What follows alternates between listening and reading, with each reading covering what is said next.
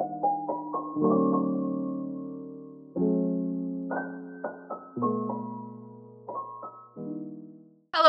everyone. Welcome back to Alpha Art Gallery's Meet the Artist series. My name is Ashton Dickerson. I'm here with Alaiyo Bradshaw, who is an exhibiting artist for the New Brunswick Art Salon 2024 watercolor exhibition. Bradshaw is a New York-based artist, illustrator, and graphic designer, working in both traditional and digital illustrations. Hi, how are you today? Hi, thank you for welcoming me and look forward to this interview. You. So my first question is, could you tell us more about your background in illustration and graphic design influences, and how graphic design influences your approach to art? Okay. It's kind of a I have an illustration background. I went to graduate school and majored in illustration and also in fine arts and art history and undergraduate uh, in an undergraduate program. I decided to become an illustrator because I like to interpret text and clarify ideas in a visual context and work with writers and work with publishers and see my work out there for the public. It's a lot of fun to collaborate and interpret and to have your own voice. You kind of merge in with other concepts that and visions that people would have and to meet the needs of those uh, of the writer or the person that you're illustrating for. I find that illustration takes me in many different realms, be it books or props for plays or you know, uh, just there's just been an amazing array to the world of illustration. I think editorial work has been some of my favorite work in addition to children's books or magazines. As a graphic designer, I lay out my own compositions and oftentimes place text. I might design something that would be a poster or a layout. And I think that's been quite handy because I can envision my work in a larger context and a larger design context. So, Um, so my second question is, you describe your paintings as single frame narratives. What are some of the stories or messages you aim to convey through these pieces? yeah, to define what a single frame narrative is, Hmm. I you can have a series of works, and for example, this particular series, this Moroccan meditation series that I'm presenting through your gallery, is multi-framed, but each image is an individual story. So each image has a series of iconography or related imagery or, you know, its own story to tell. It merges into the others, be it through style, be it through medium, be it through related stories. But that each image can exist, as a single entity.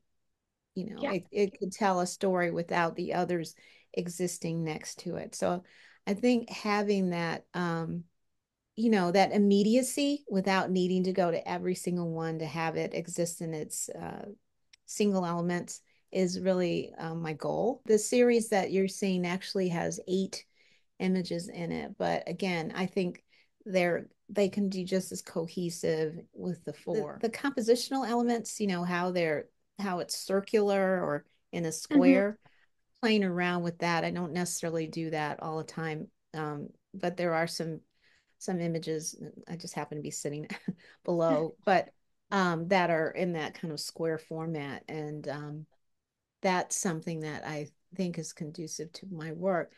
One thing that may be a departure, but yet embraces some of the elements that I do put in my work.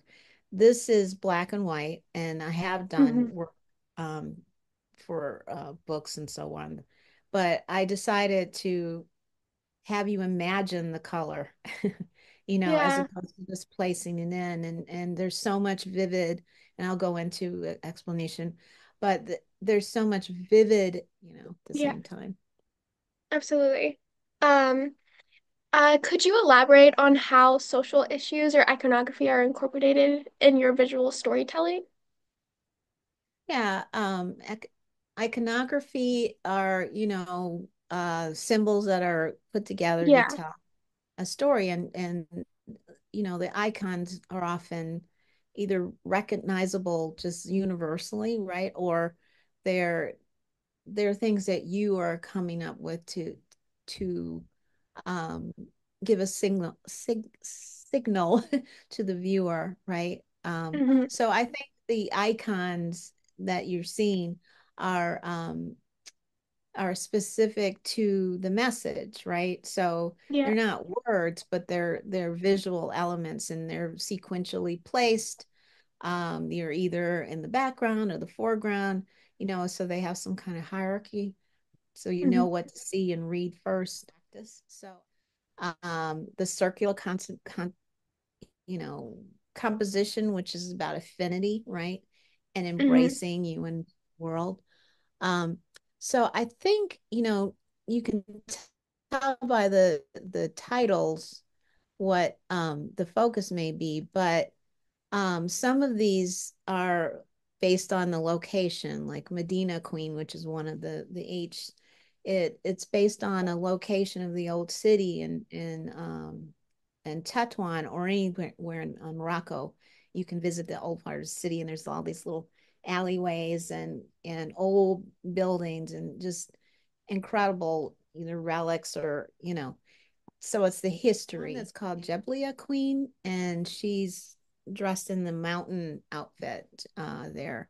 And that's an indigenous uh, female who is dressed in, uh, kind of a covered clothing that you would see and you would know immediately that, um, that she was an indigenous person from the costume.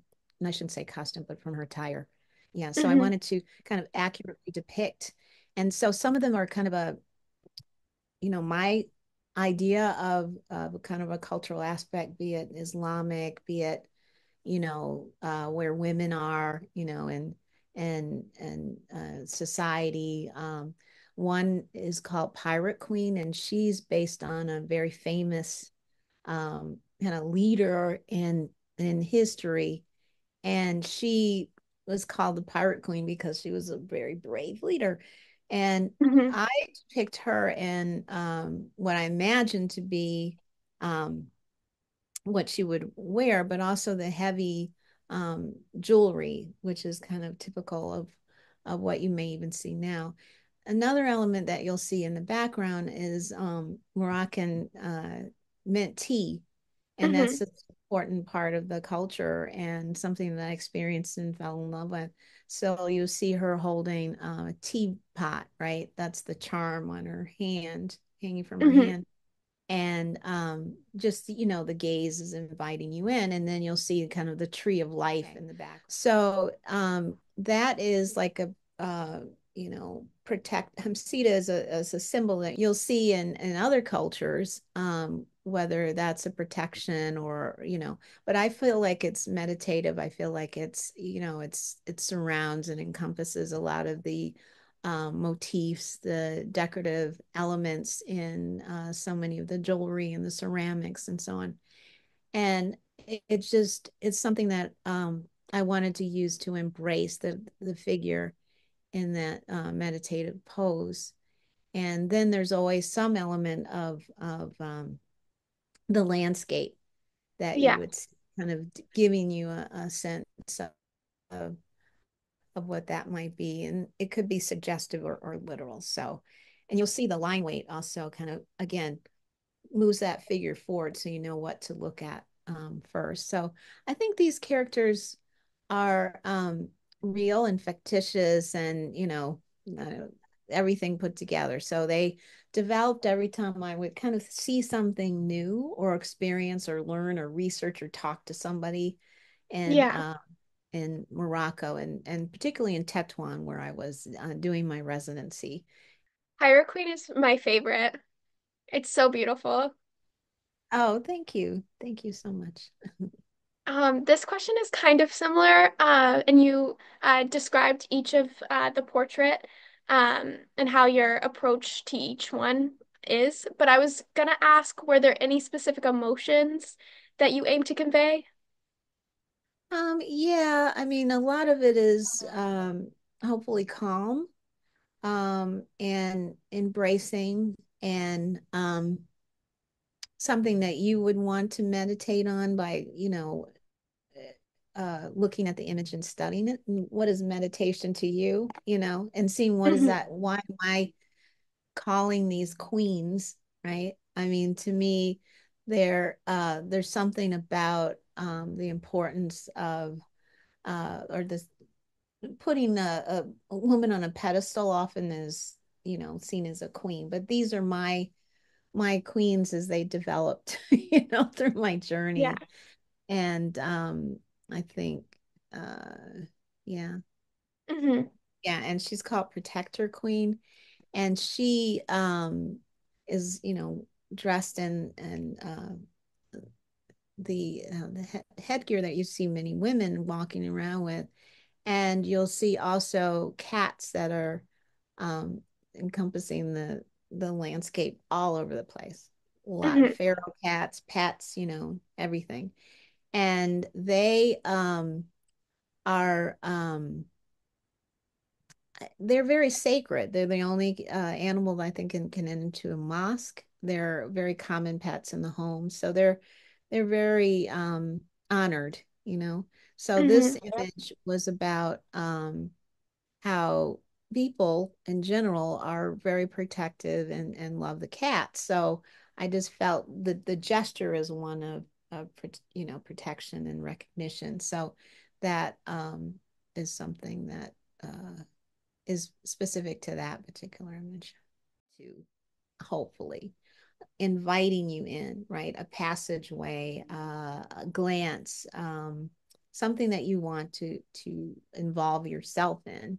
So that's how I bring it to life, because I want you as the viewer to want to be a part of it, right? And that's just as important as it existing on its own, especially if you're exhibiting, right? I'm making it Yeah. so that's clear for me, but it's not necessarily hidden.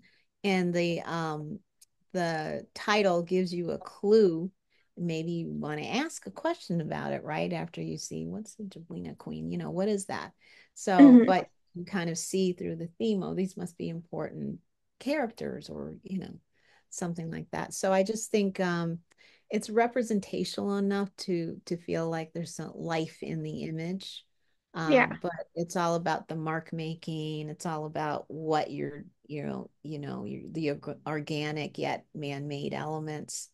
It's about the fluidity of the line. It's about so much that gives an image life. There's nothing static, stiff. I don't want anything like that. I want there to be, kind of quiet movement within the images. And I think that's the focus. And when you see something kind of moving around like that, in an image, it gives you a sense of movement, and kind of a soft feel to it. Yeah. So Hmm. that's my question. Okay, so lastly, I just wanted to ask if there's anything you want to add, or is there a particular work that you are most excited to exhibit? There's is something I want to add, because there's another art form that I created here that is beyond the watercolors and the dry point printmaking, and that is the hand carved frames. Yes. These frames are made out of cedar wood, and I designed and made um, the first one, and then an artisan took that design and created the rest. I wouldn't have had time, but I learned how to carve from a master carver who is an amazing teacher. We didn't share the same language, but we could learn from each other through the making process. And I had no idea I was going to learn this when I was, entering into the world of Tetuan and my residency. So I embraced that, and now I'm seeing them as one element, right? Because the motifs around on the frame are, capturing, bracing, and kind of mimicking some of what's going on in the images. So I just wanted to talk about that because it's been a fascinating experience for me and one that I'm sharing by bringing those two things together. So, That's so interesting. I feel like artists do not pay attention to the frame, and I wish they would because I think it adds so much to the work. That's so interesting. yeah, yeah. So thank you so much for being here with us today. We can't wait to see your work at the exhibition titled Textures of the Tides, Explorations of Nature, Form, and Identity in Features, which will be on view November 5th to January 11th. Thank you again, and it was so nice to meet you. Thank you, Ashton. It's really been a pleasure, and I'm really happy that I'm in this exhibition with the very talented artists. I look forward to seeing it myself.